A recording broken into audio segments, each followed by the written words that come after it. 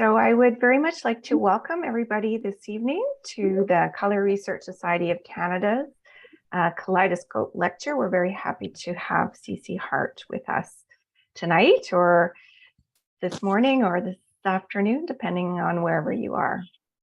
I would like to first of all acknowledge that the CRSC's activities related to sharing color knowledge take place across Canada, understood as part of Turtle Island, the ancestral homelands of over 630 First Nation communities, representing more than 50 Indigenous nations and languages.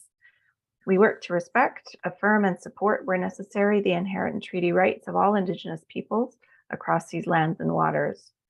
Our commitment to honoring the knowledge, ways of knowing, and wisdom of Turtle Island's Indigenous peoples aims to contribute to the decolonizing work required today for moving towards a just society. So I'd like to welcome you and let you know that CRSC is a nonprofit organization for color research focused on fostering a cross-disciplinary sharing of color knowledge. We seek to develop and support a national cross-disciplinary network of artists and designers, scholars and practitioners with an interest in engagements with color, and to encourage discourse between art, sciences, and industry related to color research and knowledge. The CRSC is a Canadian member of the International Color Association, the AIC. So a couple of announcements. First of all, I'll introduce myself to you, those who don't know me. I'm Robin Kingsborough. I'm the president of the CRSC, and I was one of the co-organizers for the AIC International Color Conference this summer, which was held virtually via Toronto, and that's where I met and saw CC's work. And another announcement, can I ask everyone to please mute? Oh, yes, could you please mute? And just one other announcement, we have a student award. So if you know any students, Canadian students or Canadian students abroad, or permanent residents in Canadian institutions, March 1st is the deadline, and we'll put in the chat the information about the student award. We're very happy to present student awards.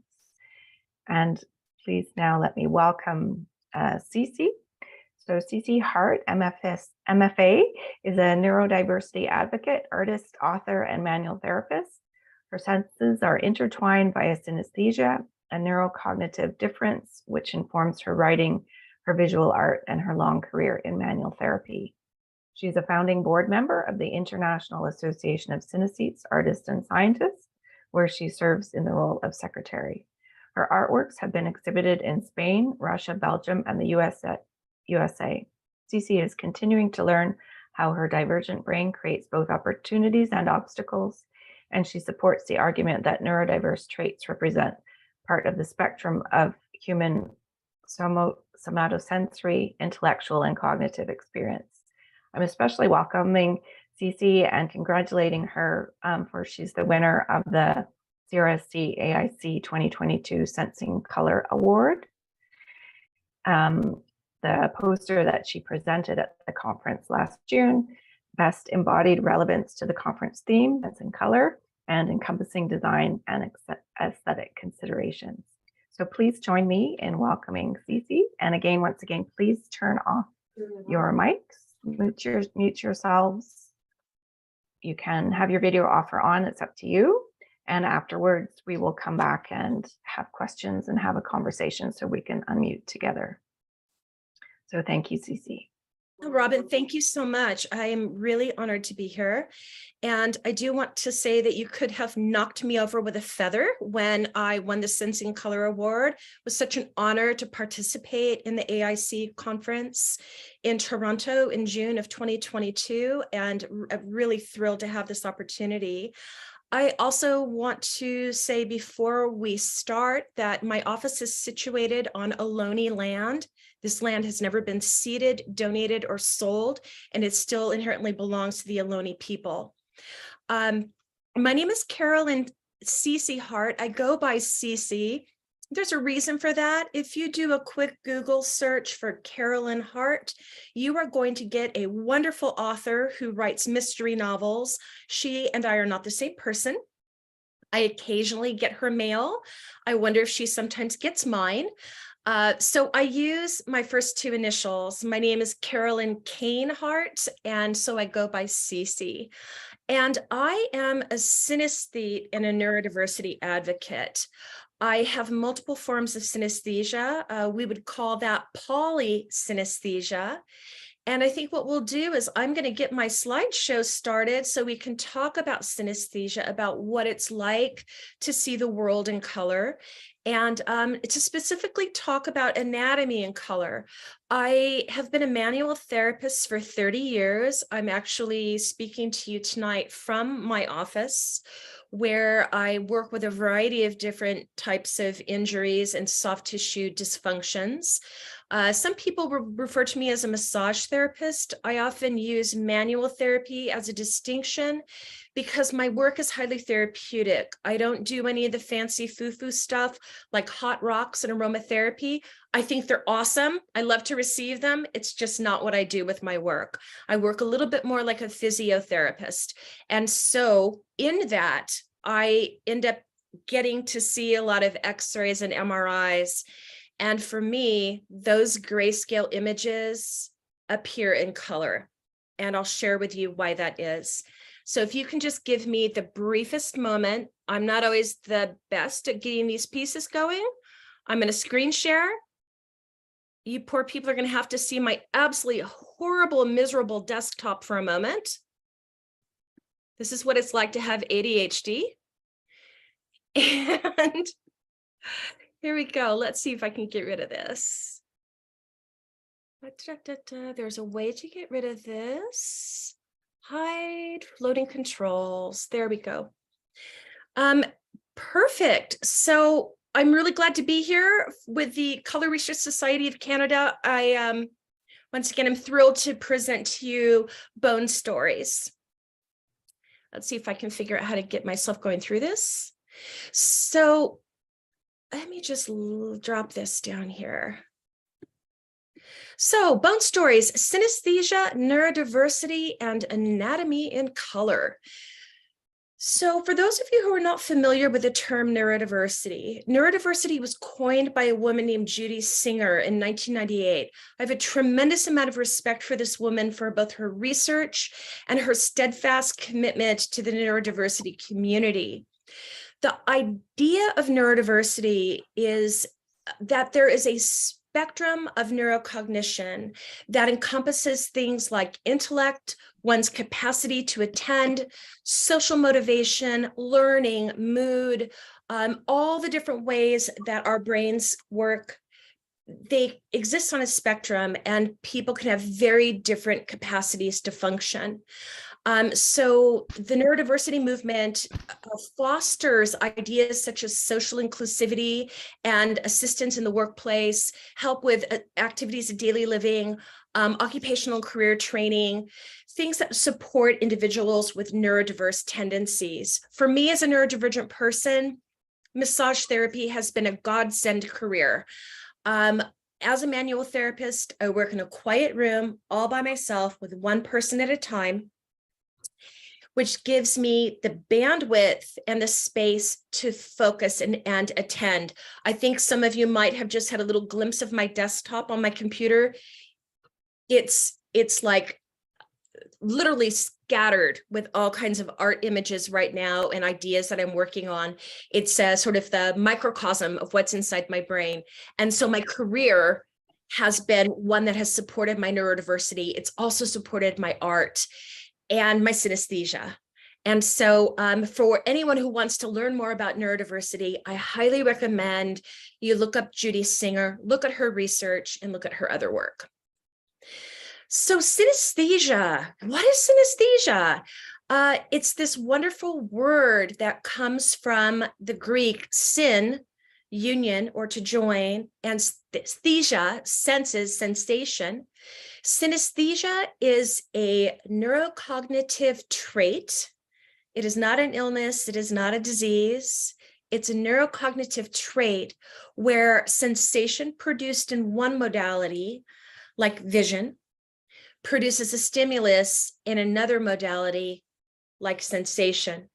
So one of my experiences is if you were to hold your hand up to the screen and show me that how you have a cut on your hand, I'll feel it on my own body, except I'll feel it on the opposite side because we're mirror images of each other when I look at you on the screen. So synesthesia, a joining of the senses. So some of the things that synesthesia it's a neurodevelopmental difference. It's part of the neurodiversity paradigm. It appears to be an inherited neurocognitive trait. Synesthesia runs in families, and there is some wonderful research by a woman named Amanda Tillot, who looked into chromesthesia, colored hearing in families. There are some people who acquire synesthesia from a traumatic brain injury or a stroke, but for the vast majority of people with synesthesia, it's inherited, it runs in families. In my own family, both of my sisters have synesthesia. I have 6 nieces. 3 of my nieces have synesthesia. We don't all have the same types of synesthesia, but it does run in our family. It comes in numerous iterations. We're looking at upwards of 100 different iterations. The most common, according to my mentor, Dr. Sean Day, appears to be colored days of the week. Today is Monday. It is the most beautiful, vibrant azure blue. I don't know what color it is for my other friends here who have colored days of the week, but guaranteed that if there are 10 people here who have colored days of the week, not all of us are going to have blue Mondays. It has different iterations, and the experience of synesthesia is unique to each synesthete. It's also, synesthesia is rare, but it's not exceedingly so. So for example, in the global population, about 1% of the global population has the melanocortin-1 receptor difference that creates red hair. About 1% of the population has heterochromia, where their eyes are 2 different colors. We think of people like David Bowie, who had, different colored eyes. So that's about 1% of the population. About 1% of the population uses a mobility device like a cane or a wheelchair. But 4% of the population has 1 or more forms of synesthesia.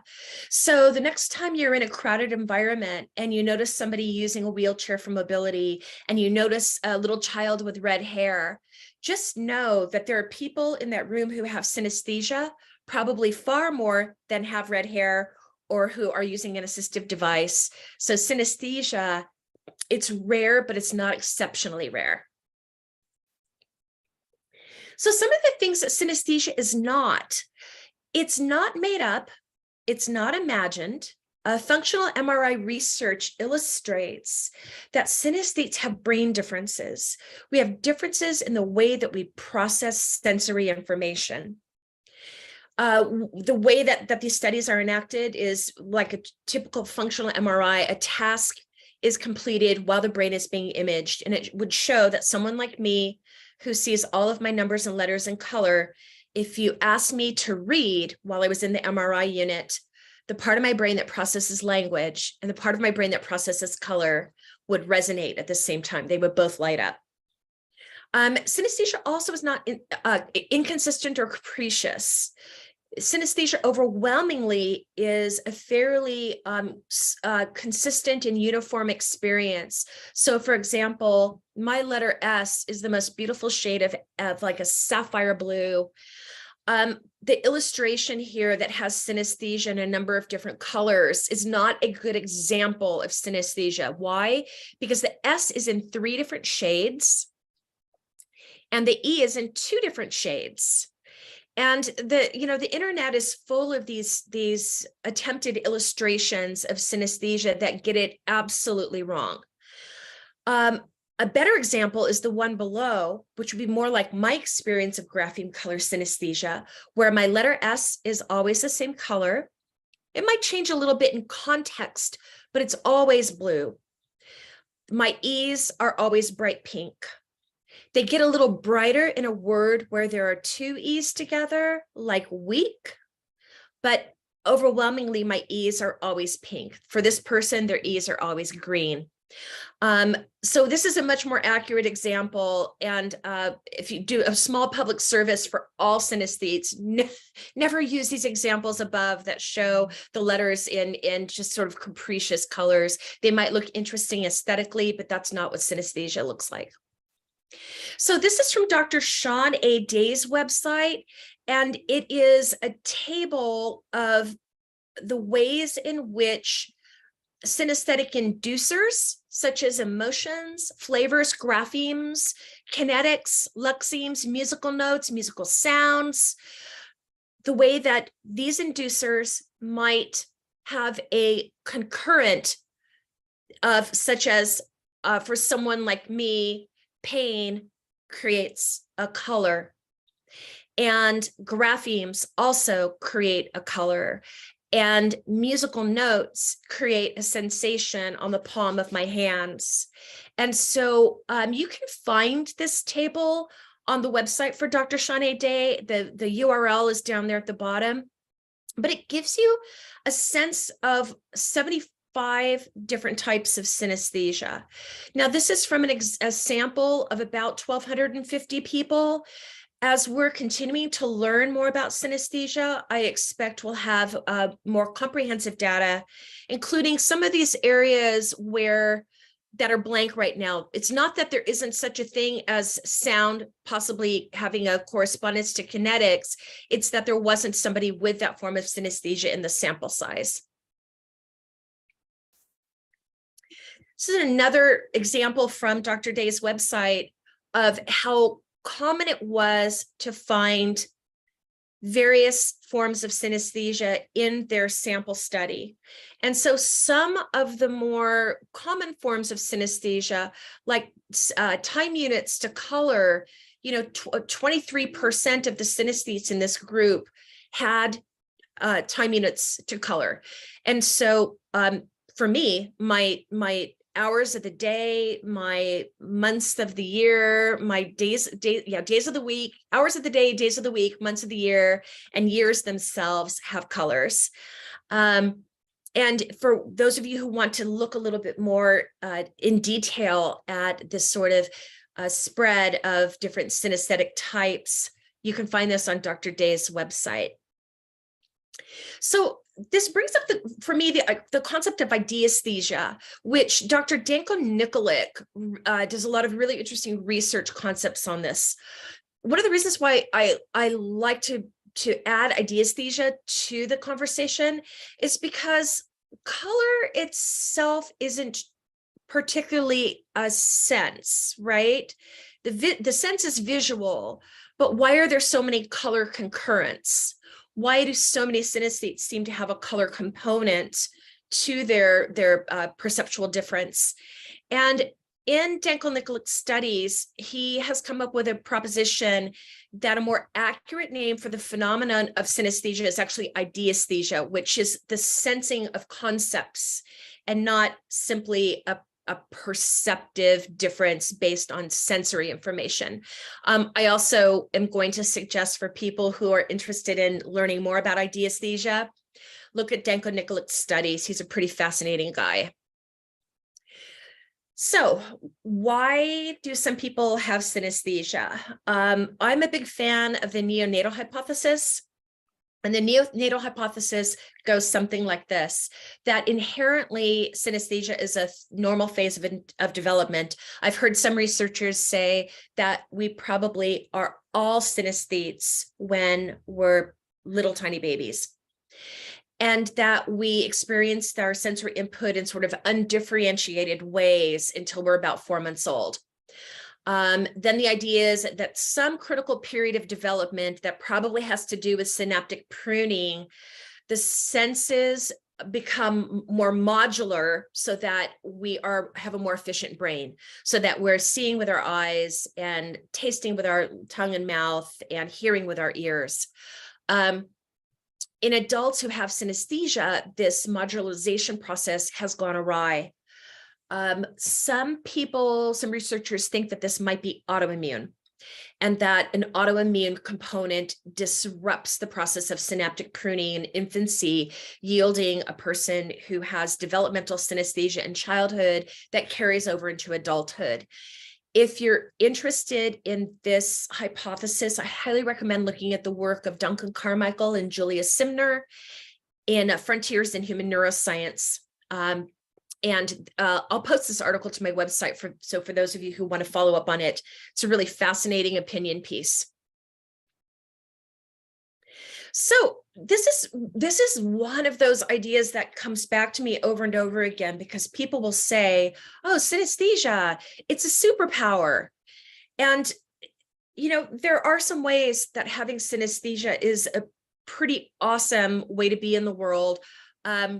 Research by Jamie Ward and his lab have shown that people with grapheme color synesthesia have superior autobiographical recall. You know, in my own case, you know, I can remember flying to Massachusetts to see my grandfather when he was dying, and I was 24 months old. I can remember being on the plane. I can remember sitting on the lap of the pilot. My father also was a pilot. This is back in the days when you could go inside the cabin, you know, not the cabin, but the cockpit. With permission, you could be invited to the cockpit. I remember sitting on the lap of the pilot as he flew the plane. I remember seeing snow for the first time in my life in Massachusetts while we were visiting my grandfather. A very clear recall of something that happened to me when I was 24 months old. I did not grow up with photographs of this in my house. I did not grow up with parents who really took many photographs or photo albums. My parents have been dead for years. There's nothing for me to anchor this memory. It's my own recall. Grapheme color synesthetes also have enhanced cross-modal processing between their visual and auditory modes. And then some studies show that synesthetes are more likely to participate in art and may show heightened creativity. This does not mean we are better artists. And I have had many conversations with Sean Day about this. There's some research from Julia Simner that shows that, you know, synesthetes are 4% of the global population, but we represent about twice as many synesthetes. About 10% of artists have synesthesia. And so we might be more drawn to the arts and more drawn to being creative in general. I do like to point out it does not mean we are better artists. It simply means we may be more inclined to participate in the arts. But, and this is important to me, synesthesia co-occurs with autism. And so some estimates suggest that 20% of autistic individuals have synesthesia. As we all know, autism comes with a whole host of issues. And so I think that decidedly can take synesthesia out of the superpower realms. Several studies also note that people with grapheme color synesthesia are more likely to have post-traumatic stress disorder. Why might that be? Look at Item 1, grapheme color synesthetes have superior autobiographical recall. So if it's hard to forget what has traumatized you, I think you might be more likely to have post-traumatic stress disorder. Also, according to some research by Julia Simner and also Duncan Carmichael, synesthesia shows comorbidity with anxiety disorders and also obsessive compulsive disorder. So is synesthesia a superpower? I think for some people it is, and I have synesthete friends who think of their synesthesia as a superpower, and I think that that is awesome. And if that is what one's conscious experience of synesthesia is, that it has blessed and enhanced their lives, I'm all for it. However, I don't think that synesthesia is always a life enhancement. I think for some of us, it makes things a little bit more difficult. So for me, in my case, I have synesthesia, I have Tourette syndrome, I have PTSD, I have ADHD, I have some other neurocognitive differences too. So is synesthesia a good thing or a bad thing? I think it's right there in the middle. I really love having synesthesia. I don't love having PTSD. So here I am. I am a synesthete with multiple forms of blended senses. In research by Richard Sidewick, he his research illustrates that if you have one form of synesthesia, you are 50% more likely to have another form of synesthesia. And if you have two forms, I believe, and we can discuss this afterwards, you are more likely to have additional forms. And so I have what I like to call the poo-poo platter, or the deluxe set of synesthetic traits. Some of them are extremely helpful for me in my career. So let me give you an example. Because I have grapheme color synesthesia, I see all of the names and all of the information about my appointments in color. So tomorrow's Tuesday. Tuesdays are white. My 9 a.m. appointment, 9s are bright pink. My 9 a.m. appointment is a woman named Arlene. Her first name is a really bright, beautiful, clear azure blue. I don't have to look in my calendar or my schedule to say, oh, gee, who are you seeing tomorrow? I can already see it, because not only do those names have color, I've got grapheme color and lexeme color. So Arlene's name appears to me in one uniform shade. I also see those constructs in three-dimensional space. And so my day tomorrow is actually on the floor beside me. And this evening, I have some obligations, and they feel like they're right up above my head, including something I'm going to do at 6, which is a beautiful shade of warm yellow. So with my work, I can easily remember my appointments. I can easily remember the names of people that I'm working with. I can remember the accidents that they've been in and their ailments. I can remember what we did in our previous session, because I have a very strong visual memory, and because I've got tactile to color synesthesia. So I might remember the really intense bright white as I worked underneath Arlene's scapula, where she has some adhesions. Adhesions very often feel white to me on my fingertips, even though the word adhesion is actually blue. The tactile experience of them, the tactile experience of soft tissue adhesions, is that they're white. So I have, as noted, the deluxe set of synesthetic phenomenon. Okay. So one point I should make really quickly is, with synesthesia, there is a difference between being an associator and a projector. Some people with synesthesia will report experiencing their synesthetic phenomena in external space, and we call these people projectors. And they're like the figure on the left, where that person is seeing the colors as if they're right out in front of them. Other synesthetes experience their synesthetic phenomena in their mind's eye. These synesthetes, we call them associators. I am predominantly as an associator. I see my synesthetic phenomena in my mind's eye. I have had experiences of projected synesthesia. It's very intense and a little frightening when it happens.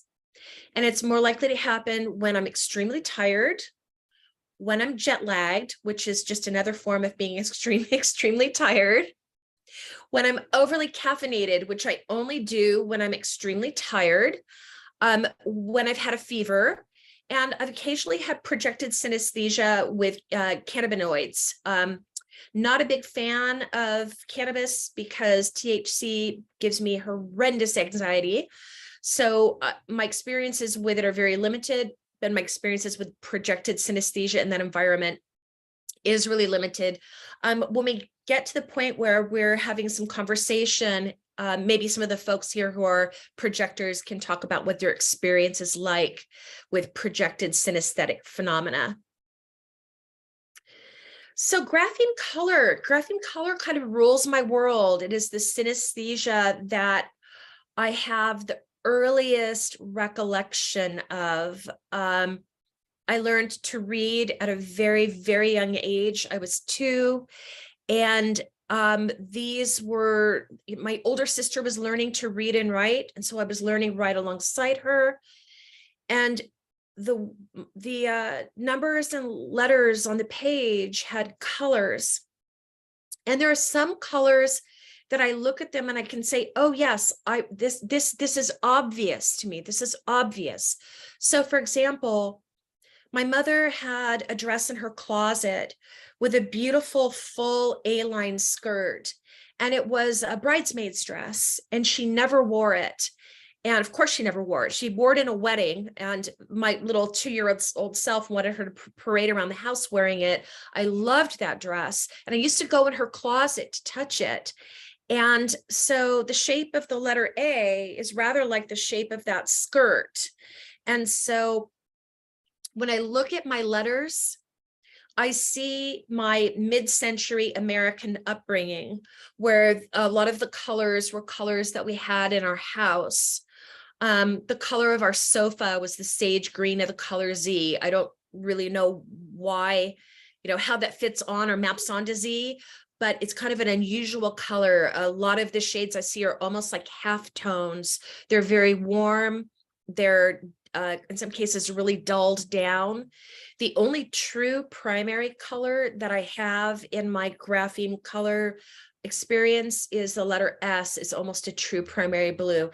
Everything else has a little bit of brown to it. It's sort of a little warmer, a little dirtier. And this has been with me for as far back as I can remember. So I see these colors in my mind's eye constantly. So if I was to write the Color Research Society of Canada's logo, this is how I see it. Certainly when I look at their logo and I see it on the page, I see it exactly as it's designed, with its beautiful gradations in the color of the capital letters. But when I see the logo in my head, this is what I'm seeing. I'm seeing these beautiful, vibrant colors. So I want to talk about luminosity, because my graphemes and lexemes are highly, highly luminous. Carrie Furman is an artist. She's also a friend of mine, and she was a presenter at the AIC conference in Toronto last June. Her presentation was called "My Thoughts Appeared in the Sky." It's about her work with the aurora borealis. And Carrie's work is highly luminous, and it looks like it's backlit to me. It looks like it's kind of almost like lit from within. I think that many individuals who have synesthesia have this luminous quality. Not all of us, but I think many of us have this just highly luminous experience.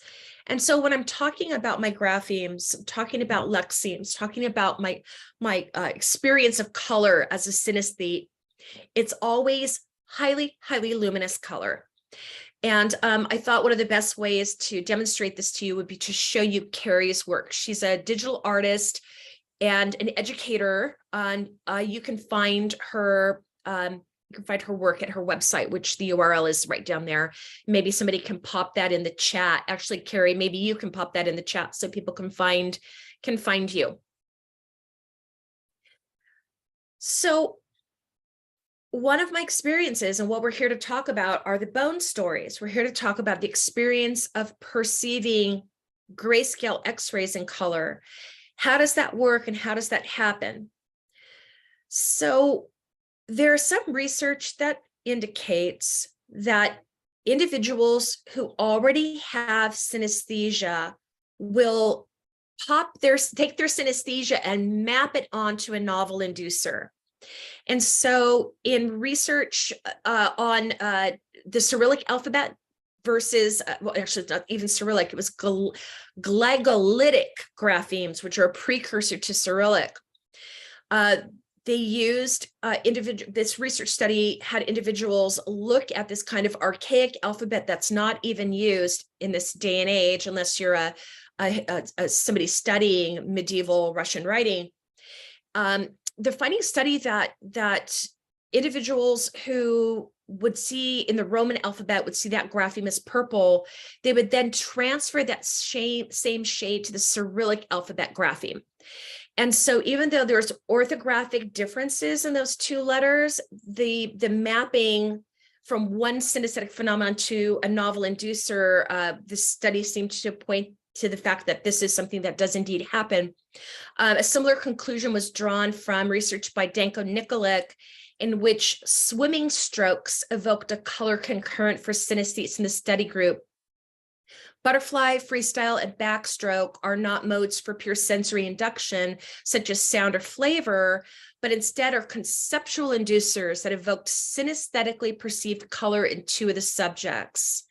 So my experience with X-rays and radiography as a novel inducer, I think is sort of looped in with these concepts that it's entirely possible for novel phenomena to become the inducer for synesthesia.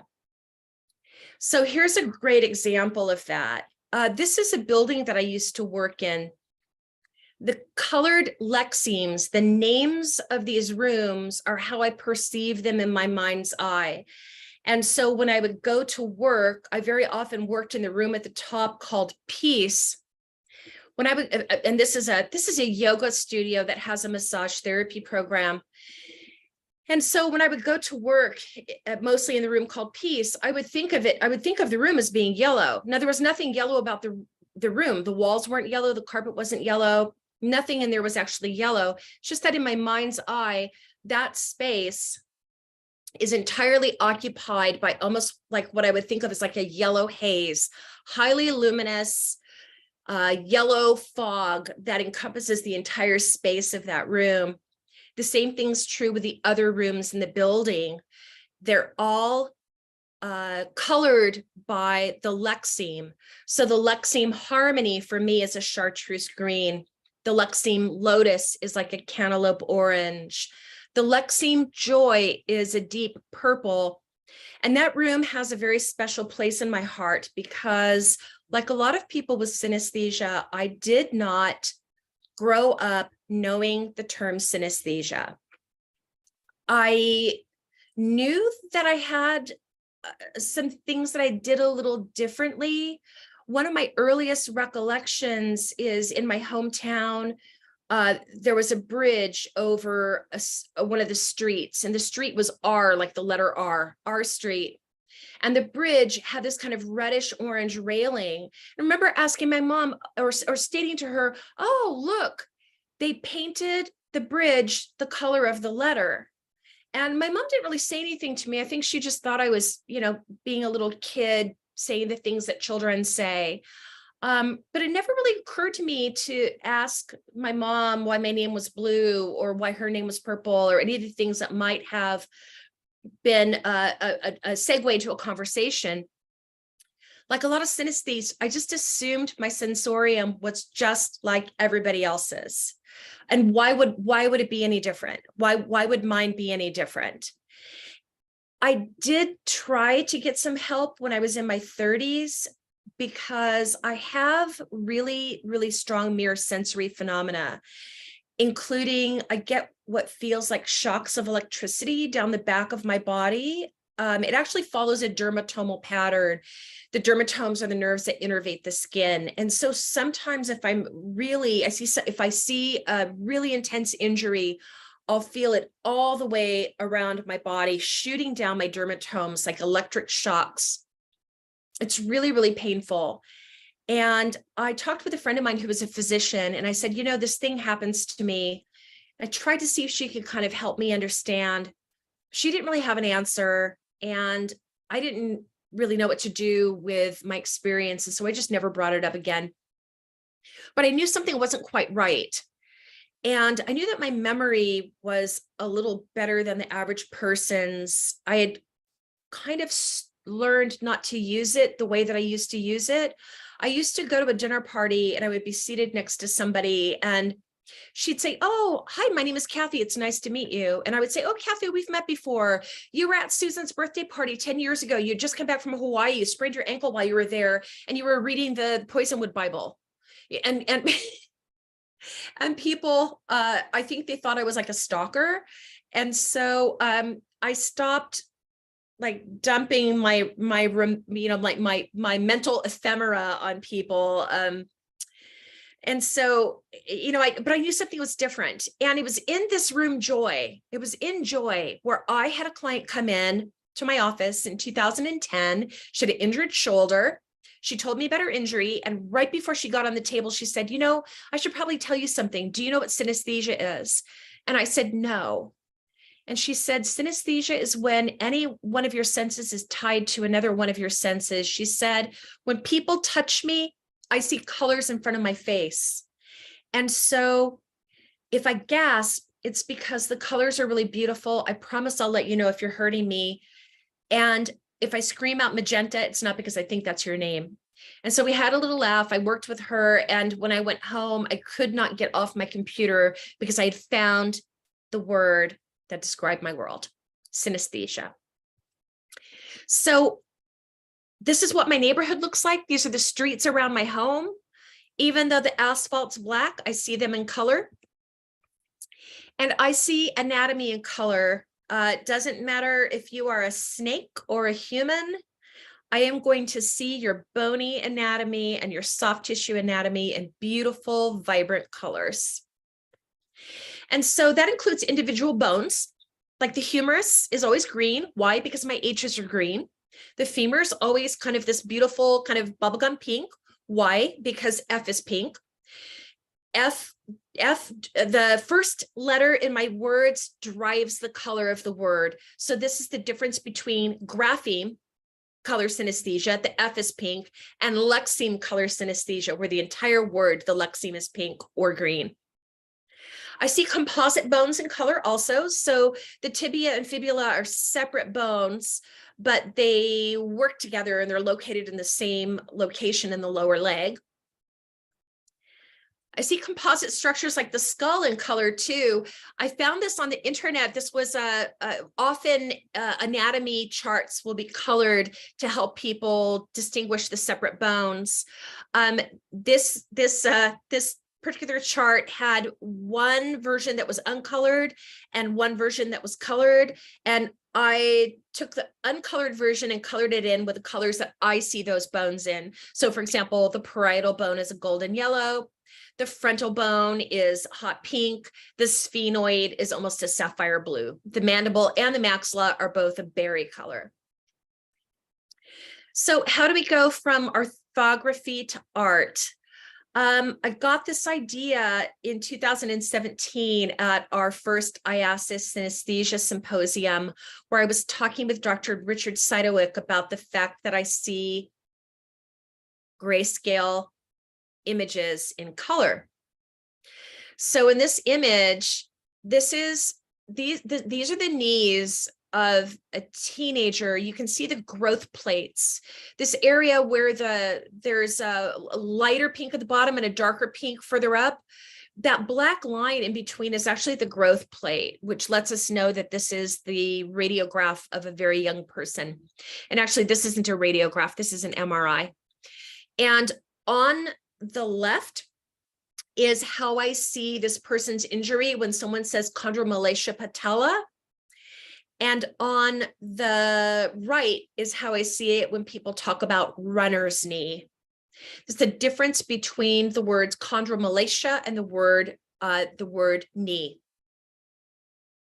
Chondromalacia is blue, knee is green. So what I'll do with my projects is I'll take a plain radiograph. This one shows a displaced oblique fracture. If you look at the ring finger and then follow it down, you can see that the fractured bone. So I'll start with a plain radiograph. I then print it to paper and I color it in accordance with the names and numbers of the bones. So in this case, the purple at the very end of the digits is because that's the distal bone or the distal phalange. The second bone down is sort of magenta because that's the medial. The closer bone is the proximal. That makes it sort of a golden yellow. You'll notice at the bottom of the thumb, that bone's a little lighter yellow because that's the first metacarpal bone. And going to the right, it's the second, third, fourth, and fifth. You can see the fracture in the fourth metacarpal bone. Now, this is just the bones colored according to the numbers or the names of the bone. When I look at the injury, which is a displaced oblique fracture, the injury changes the color of the bone.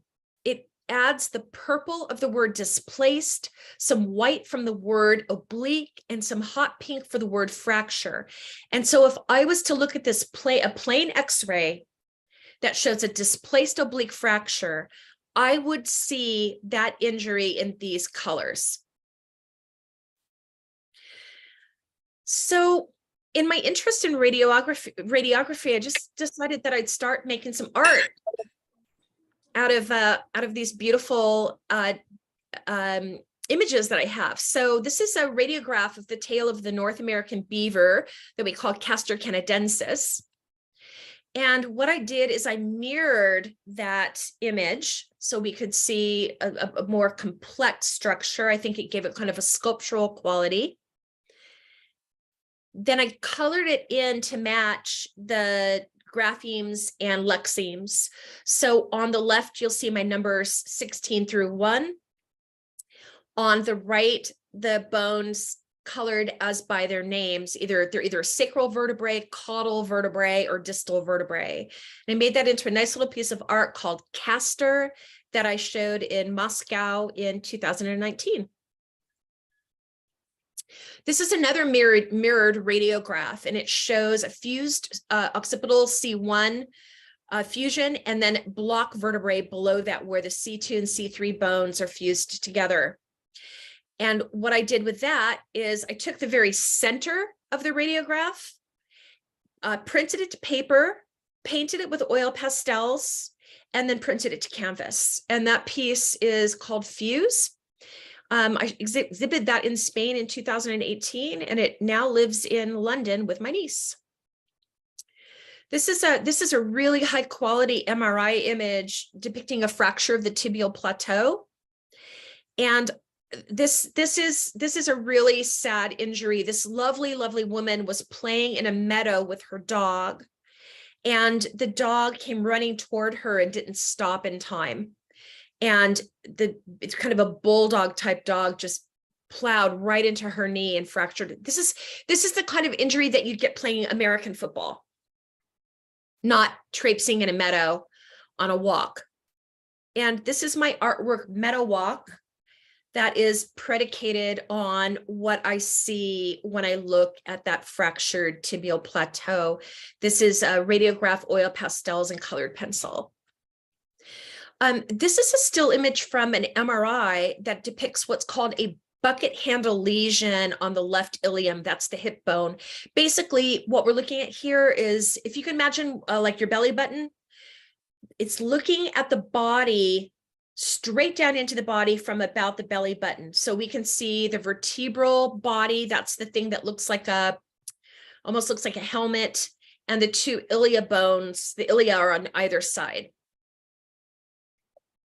And I took those ilia and I colored them as I see the names of the bones and the name of the lesion. In this case, it's called, once again, a bucket handle lesion. And I made it into this little piece of art that I call the hauntling. And that is mixed media. It's a mixed media MRI with colored pencil, and it's printed to canvas. I want to circle back on luminosity. And this is going to return us to Carrie's work. Luminosity is a real hallmark of my synesthetic perceptions. One of the reasons why radiography and X-ray, MRI, any type of orthography or radiography, why it speaks to me is so often when I'm actually looking at somebody's injuries, I'm either looking at the radiograph on my computer screen or on a light box. And so everything is backlit and lit from within. That's how I see my synesthetic phenomena to begin with. And so adding a layer of color onto X-rays and MRIs just seems like a natural choice, because it's so representative of what I see in my mind's eye. And Carrie's work is so highly luminous that this kind of concept of trying to capture luminosity and color in artwork has me, continually circling back to X-rays as an art form. So I would like to thank the Color Research Society of Canada for having me here and giving me a chance to talk with you. Dr. Richard Saitowic is the one who encouraged me to work with the bone stories. I have a lovely friend named Dr. Paul Shea who verifies all of the pathologies and my medical images. And then synesthete artists have helped me with this talk, mostly Gabby Cardoso and Carrie Furman, who I'm really grateful to for their friendship and support. Also, Sean Day is my mentor. I wouldn't be able to do so many awesome things without his help and support. He's the president of the IASIS. If you'd like to know more about our organization, you can find us at theiasis.com. And if you'd like to know more about synesthesia, I highly recommend the synesthesia list. You can find that. Or you can get enrolled in the synesthesia list by talking to Dr. Sean Day. There's his email. And Sean, maybe you can put your email in the chat function so that we can, people can follow you if they want. And that's that. I'm going to get rid of this screen here. And we are going to go back to see if you're here. Here we are. Hi. Thank you so much. Yes, CC. Please, everyone, join me in clapping virtually or in real life. What a terrific talk. Thank you so much. And you're welcome to turn your cameras on, everyone. And I will take questions. You can either put them in the chat, or if you'd like to put your hand up, and then you can just unmute and ask your question.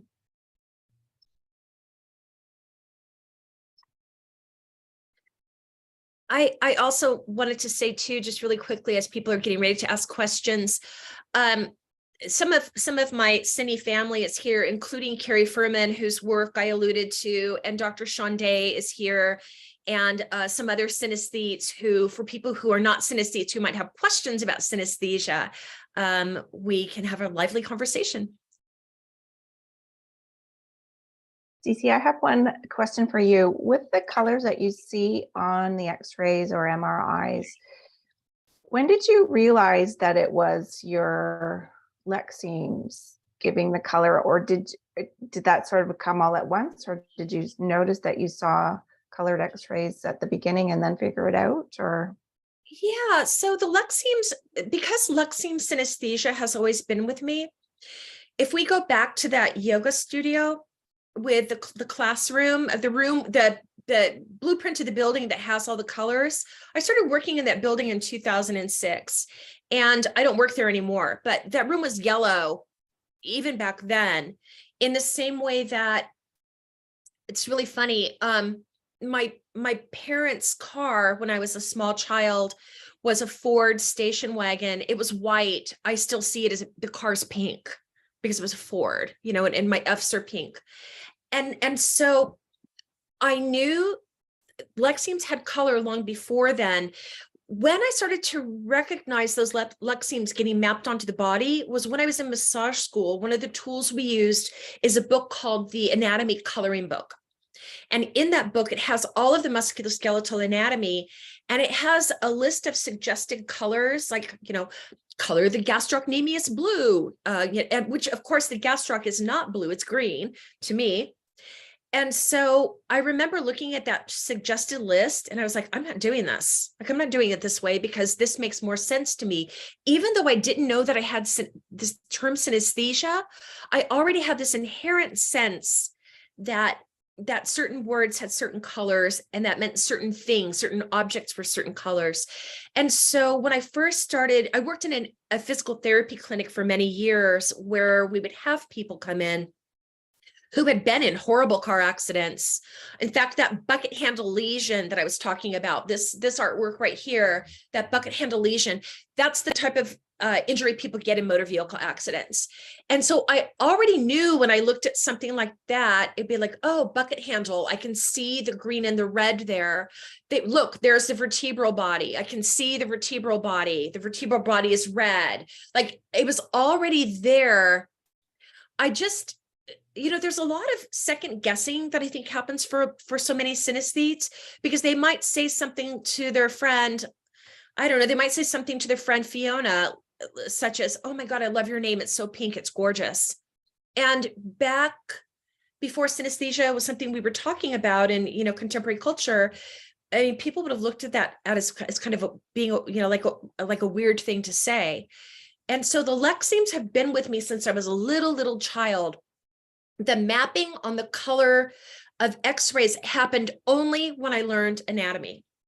I saw X-rays, out now and then. I mean, as a child, there were skeletons, like at Halloween, somebody might have a skeleton hanging on their door. To me, at one time, it was just a skeleton. Now the whole thing is colorful. So once I learned anatomy, and the lexemes that I already had mapped onto that anatomical chart. Thank you. Montaha has a question in the 2 questions in the chat. Do you want to unmute, Montaha, or I can just read the questions? It's okay, you can go ahead. First question is, how do you achieve luminosity in your artwork? Yeah, sure. So one of the ways that I achieve luminosity is by using either media that's highly transparent. So one of the beautiful things about working with X-rays is that when I print them to paper or canvas, there's a lot of white. And so I use transparent color over that white. I originally started working with pastels, but they're a little, I was talking with Carrie Furman about this the other day. They're a little too sticky and opaque sometimes to give that luminous color.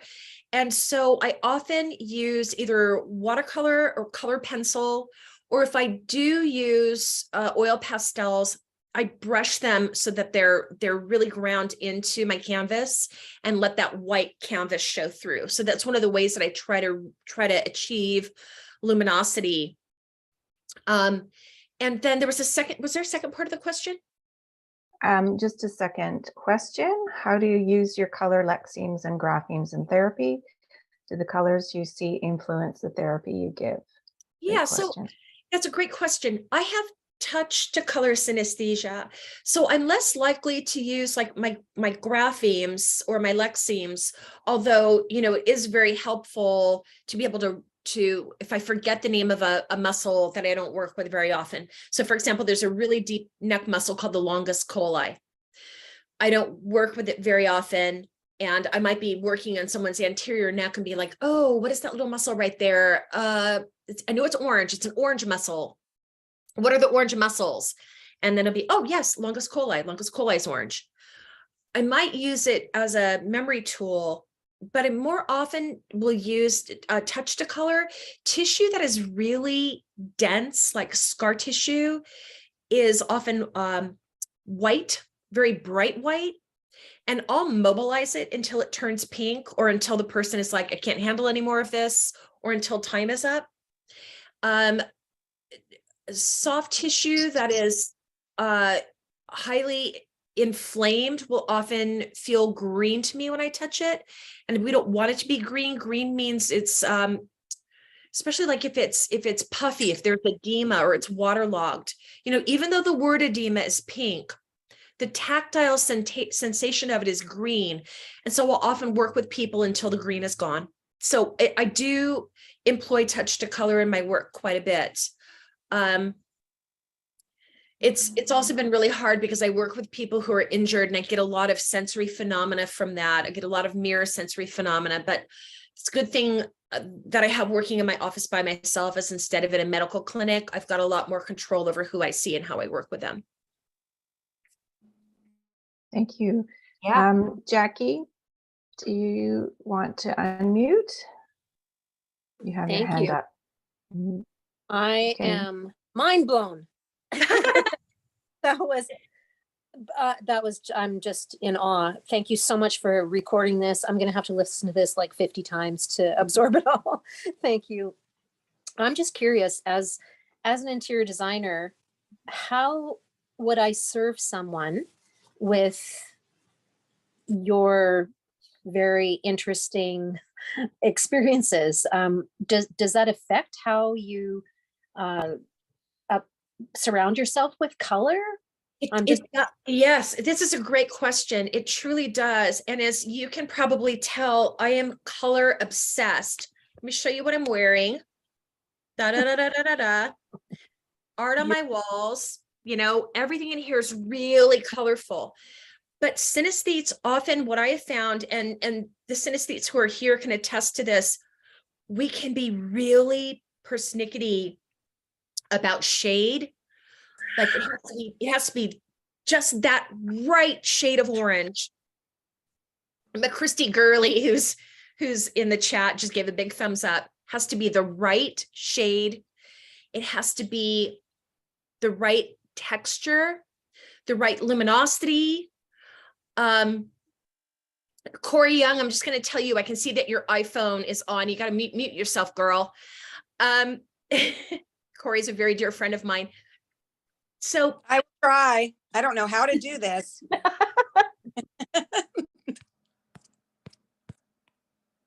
So to Jackie's question about how do you serve a client with synesthesia? I would suggest, and I think other people might chime in with this, that it's going to be a longer conversation, because I think a lot of us know, especially if we have color synesthesias, we know what we like and we know what we don't like, and we may not always be perfectly articulate, but if you poke enough, you'll get it out of us.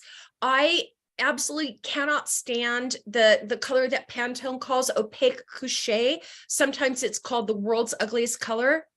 It was very popular when I was a kid in the 1970s.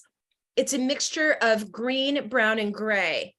And those of you who are here from Australia, I think your cigarette packaging is mandated that it has to be an opaque couche, or somehow opaque couche is worked into the packaging for cigarettes, because it is so vile and repulsive. It surprises me, as we're sort of circling back to some of the color themes of mid-century, that color's made a little bit of a comeback, and it's stylish right now, but some of us are, synesthetes might have very strong aversions to things. If I was going to encapsulate it, synesthetes can have very strong aversions and very strong loves. That is so interesting. I think I have unwittingly had a wonderful customer a client who had, she had an amazing and very precise reaction to happy versus sad blue in her sunroom. Lord help me. We worked on that room for 3 months, and I'm sure I had 300 samples of color. And I find I got like, this is thrilling to me, because this is the kind of challenge that I just find so incredibly exciting. That it's so fascinating. Thank you so much for sharing your experience. Yeah. And Jackie, I was just going to say, as we learn more about synesthesia, you may find more clients who say, I'm a synesthete. Yeah, I think that there are so many that don't have a clue that they are. I think you're right. Yeah, especially in a certain Question age. in the, sorry, we got lots of questions in the chat. So at the end, we can just turn all our cameras on and mics on, and we can have an open chat. That's fine, but let's just get through a couple more questions from Luann. What do you think is a good way for educators to acknowledge synesthesia and address the subject for their students, especially if the subject is color? I think one of the can you restate that for me, please? Yeah, so talking about color education, Luann and I are both part of a group called the Color Literacy Project, and we're looking at revitalizing color education, and something like the inclusion of synesthesia is right from the get-go, from early ages, is very, very important and crucial. So what is a good way for educators to acknowledge synesthesia and address the subject for their students? How would you? So a couple things come to mind for me. One of them is that some of the people that I know in the synesthesia community are currently working on a really broad gallery of synesthete artists from all over the world. And I think a resource like that could be immensely helpful. And I will be, Robin, I'll be sure to reach out to you when I know that it's up and running. I also think that looking at some very simple, some books on synesthesia, even looking at the passage in Speak Memory, which is Vladimir Nabokov's autobiography. It's his autobiography. He has it's only a couple of pages, but he speaks very eloquently about the nuances in the colors of his letters. And so it'd be a great study source and something that can be brought up in a classroom. There's also an artist whose name escapes me. Carrie, maybe you can look this up. It's Vladimir Nabokov's, an artist who illustrated Nabokov's alphabet. It's a beautiful book, and maybe we can put that in the chat. So I think that sometimes looking at cross-modal resources, like looking at Schraben's color organ, and some of these resources that can help us get a better sense of synesthesia, not only across different cultures, but what individual experiences are. Mm-hmm. We had recently some teacher training of some of our curricula, and we introduced color in a very different ways and not structure, just kind of experiencing, looking, describing. So we had a sorting set, and they were just doing a free sort of colors, and not in any, we sort of ditch the color wheel and just try to look at colors and notice what you see. And with the free sort and just arranging color as you like, one of the teachers actually said, oh, well, I have this, and she talked about all her relationships with the colors, and then turned out she had synesthesia, and just that kind of way in that's not traditional, that's open, that's you're just talking about your personal relationship with color that triggered her, and that sent us into really interesting conversation. So I think, and especially with children, like you said, telling someone that their name is beautiful, that might cause some consternation, but if a teacher is aware that at least one or maybe two kids in their class have synesthesia, it's an important part of the conversation that needs to happen at a very young age. I agree. And a couple of people have put that alphabet and color in the chat. Okay, great. Do you work in more than one language? How do your lexemes change if the person uses a different word for body part? Yeah, so I only work in one language, and I live in San Francisco, so there are people from all over the world in my community. People do use different names to describe parts of their body.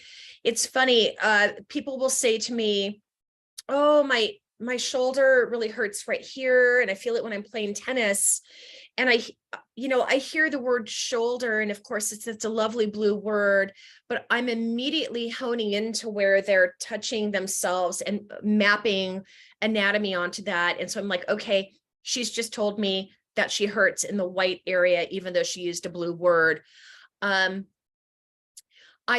think for me as a manual therapist, it's the tactile part of my work and the tactile colors that have more meaning for me in terms of how I treat people in my treatment plan than the lexemes or the graphemes. The lexemes and the graphemes are really handy for remembering teeny tiny things like the sciatic nerve in its different iterations. Like it's easy to remember that blue nerve in its location and its 4 different iterations.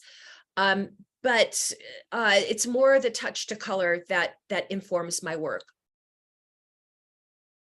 Another question from Francis: is it possible to be colorblind and still have color synesthesia? That's actually. I don't like the term colorblind, but go ahead. Yeah, Sean Day may be able to answer that question, sure. And we'll have him address that. I don't know the answer to that. Okay. First of all, with color blindness, most people who are colorblind are only colorblind it's in one specific, like red, green, and they can see other colors, right? Or colorblind for shade of blue or something. So yes, you can be like red, green colorblind and still have synesthetic colors. Including, it depends upon where you're blind. Now, it's like usually with color blindness, it's involving like parts of the eye, and not necessarily the parts of the brain that could process color. So it depends upon how you become colorblind. If it's congenital, you might never process the colors in your brain. But if something happens to your, let's put it this way, it's possible to go blind and be completely blind and still synesthetically see colors, because it's your brain, the occipital lobes, other parts of your brain that are processing colors, and not necessarily your eyes. If you say you could have your eyes plucked out and still perceive colors. So it depends upon it. Yeah. I'm being cruel and vicious, but I just recently read Viking stuff. So it depends upon what's causing the blindness. On the other hand, if you've been blind all your life and have never perceived that color, never perceived any color, you're not going to have synesthetic colors. I'd say I've never encountered any case of somebody who is like blind from birth, congenitally blind, who has nevertheless perceived colors. So apparently the brain's just not going to do that. But I have encountered cases of people going blind at the age of as young as maybe like 5 or 6. That they're blind from the age of 5 or 6, and they're still perceiving synesthetic colors. This makes me think, because the brain has developed enough color processing by that age, so that it's there. This makes me think of Lydell Simpson, who is a synesthete. Many of us know Lydell. He is functionally deaf. He's been deaf since birth, and his brain substitutes sound for everything. He hears sounds, even though he doesn't hear much. Movement creates sound, taste creates sound, colors create sound, smells create sound. Every one of his sensory pathways creates buzzy, humming, unusual sounds for him. Not anything particularly musical, just sounds. And he's functionally deaf. Brains are amazing. They are. Margate had a question about how when you write on the computer, it needs to be the right font for readability. Oh, wow. This is a really great question, because Richard Saitoic did a in his book Synesthetes from Synesthesia from MIT Press. He was asking questions about fonts, and he used me as an example. There are fonts that I literally cannot stand, because if there are serif fonts, it makes the color that much more vibrant because it takes up that much more space. And so anything that's a serif font, any of the really heavy fonts, really drive me mad. And in part, it's harder to read because the colors are so intense. I like Avenir.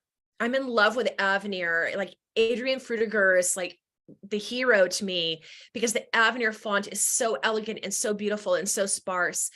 I write everything in Avenir. I made my presentation in Avenir, and it really is about the elegance of the font, makes the colors lighter because they're less bulky, makes it easier for me to read. That's a really great question. Thank you so much. I think we're through most of the questions. Great. If you're happy, I'm happy to, if everyone turns their stick around cameras for a minute. on, it would be nice to see everybody. And if you want to say hi to CC, I'll just thank you once more for an amazing talk. Great discussion, great questions. Thank you everyone for coming. I'm going to put our Color Research Society of Canada website in the chat, and just let you know our next talk is coming up, and is on Sunday, February 26th by Ingrid Calvo-Ivanovic. She's talking about ethical color towards color sustainability in design. That also promises to be great. And a reminder again for our student awards, if anyone is a student or knows of students who work with color, I'll put that website up. Please feel free to say hi to everybody. And yeah, CC, if you want to shout out to anyone, go ahead. Yeah, I just want to shout out to some people who are here. Carrie Furman is here. As you noted, as I noted, I used her art in some of my presentation because her art is highly luminous. And my friend Christy Gurley is here. She's also an artist. She's lovely to talk to about art and color and synesthesia, as is Sana Van Wees, who's here with us from Rotterdam. I think Sana is still here, and of course Sean Day for joining us. And yeah, please, everybody, you know, people's experiences. And is that Marguerite Gamble? Yeah, hi, Marguerite, how are you? Yeah, there's so many awesome people here who are part of the synesthesia community. And so please, hi, Karen Whittingham, I see you too. Like, it's nice. It's like family, synesthete family reunion. But yes, by all means, if anybody wanted to share something about synesthesia, please do. Or share about your own experiences, or how your synesthesia is, you know, different from mine. I think it's really important that you've highlighted luminosity, and because often if people don't have synesthesia and they read about it or they know a little bit about it, it's a little oversimplified. That's one thing I learned from organizing the conference 10 years ago. And Doreen, maybe you want to come and say hi. Just the diversity of experience. And it's not just that A's are red, it's a particular red, and it's metallic, and it's a little shiny, and, you know, and so the associations are much more complicated and than most people realize, I think. And I think talking about luminosity and also, you know, it's not just the brightest red that you can imagine. It's a muted pinkish bit of a gray. So the specificity, yeah, I think is very important to recognize. Yeah, it is very specific. And I think there's something to be said too about synesthesia and the ways synesthetic phenomena are informed by our environment. And so I look at my graphemes and they just scream mid-century America to me. They look like the colors that were around in the 1960s and 1970s in both my home, in my attire. You know, I look at children's toys today, which, you know, so often they're, you know, especially with toys that are quote unquote for girls, you know, walk down that aisle in a toy store and they are all pink. They're just screaming pink. And there isn't a lot of variety in the color of toys.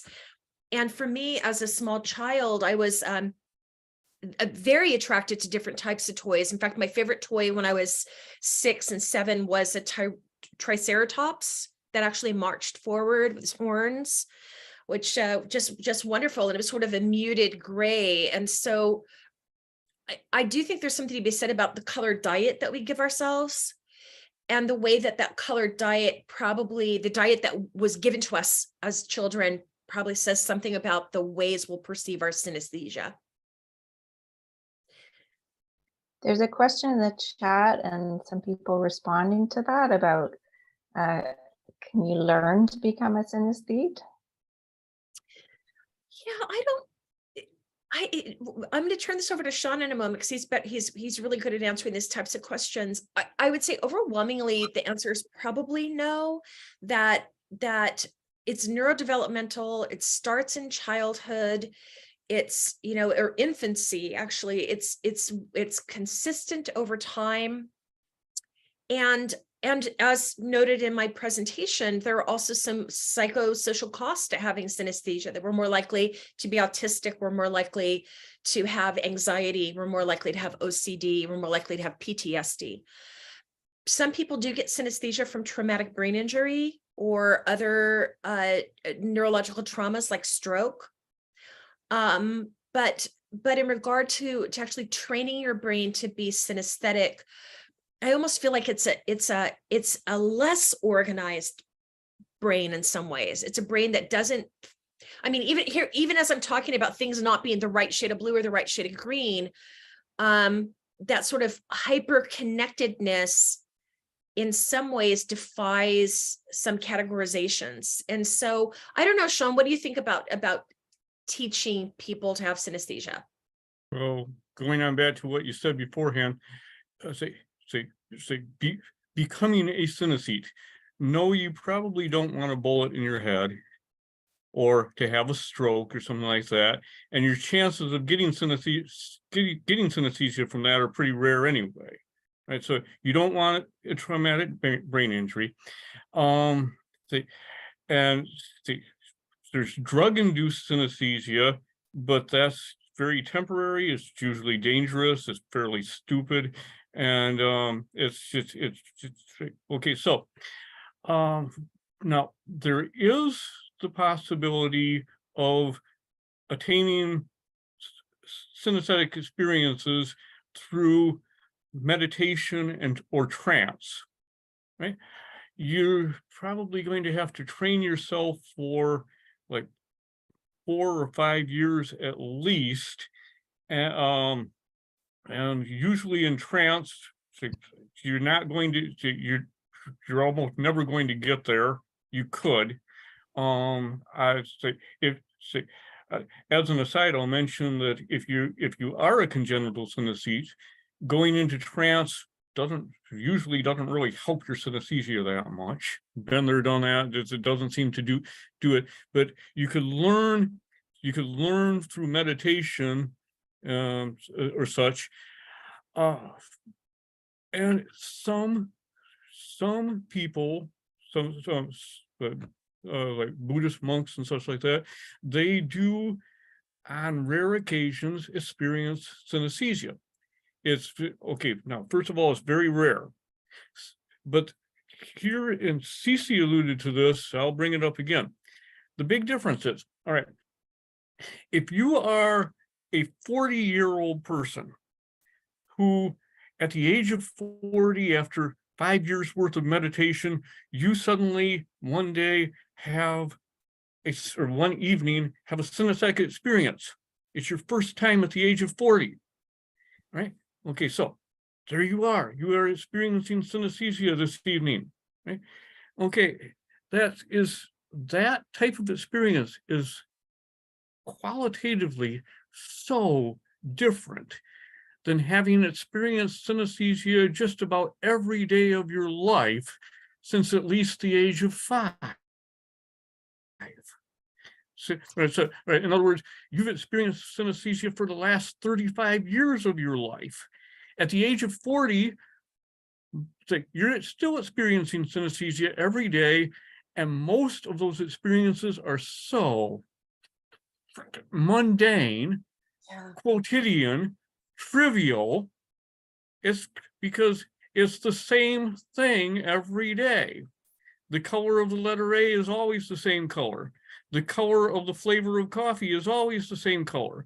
The color of a saxophone playing is always the same color. At the age of 40 or 50, synesthesia is not an oh wow thing. Yeah. So if you're experiencing synesthesia for the first time in your life from meditation at the age of 40, it's probably oh wow, but it ain't the same. And to Sean, to your point, you know, I think this is really the rub with synesthesia, that it does confer some really lovely experiences. There are things that I really truly enjoy about having synesthesia. However, this doesn't mean that it's a uniformly good experience. Sometimes it's just incredibly mundane, just like you said, and it can be noisy. It can be noisy to have a synesthete brain. You know, Carrie just put something in the comments, and she wrote, as a designer and design professor, I have to constantly override the bad personalities or clashing ones of various colors in student work. If it formally and contextually works for the assignment. So there's extra mental labor and it can get tiring. This is exactly it. This is exactly it. It's noisy. It's a noise. You know, that's why from some of you might remember the slide with the two little figures. One of them says, "What the hell is that?" And the other one's like, "Oh, it's just my brain," you know, with all the colors trailing off of it. It is, it's mental work being a synesthete. You know, I'm not saying, oh, you know, my life is just so tough. But what I am saying is that there is a cognitive cost. It takes labor. I make mistakes. Mistake I made a number of years ago. I was taking medication that I could not take with Advil. I was only supposed to take it with Tylenol. In the United States, Tylenol is a white pill that comes in a red bottle, a red package. Advil is a brown pill that comes in blue packaging. Now, Tylenol is a brown word. So I'm not supposed to take Advil. Advil is a brown pill. I'm looking for Tylenol. Tylenol is a brown word. I go to my medicine cabinet. Instead of grabbing the Tylenol, the brown word, I grabbed the brown pill, the one I'm not supposed to take. And I took it and I was okay. But there can be this confusion and this ways in which synesthetic phenomena they push at each other. And so it is, you know, while it can be really wonderful having synesthesia, it's not, you know, it's not a free ride into creativity and you know, this beautiful multicolored world. It sometimes has a conflict. See, if I can add one more thing to that, I'll add it because I had this similar conversation with somebody else about like learning to be a synesthete. I'm back, but within the last week, and it's okay. So my reply to that is that, right, okay, synesthesia is fascinating. I'm a synesthete and I've studied synesthesia for like most all my life now. It's like for over 40 years now. Synesthesia is fascinating, but what makes it fascinating is this, that there are people who do not have synesthesia and there are people who have synesthesia. And the comparison, so right, studying synesthesia is interesting.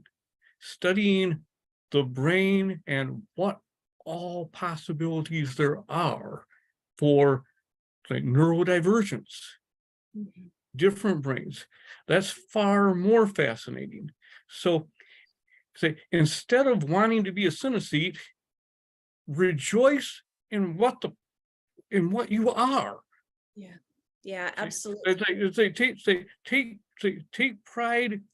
Take pride in how your brain works instead of wanting to have somebody else's brain. Yeah. Amen to that.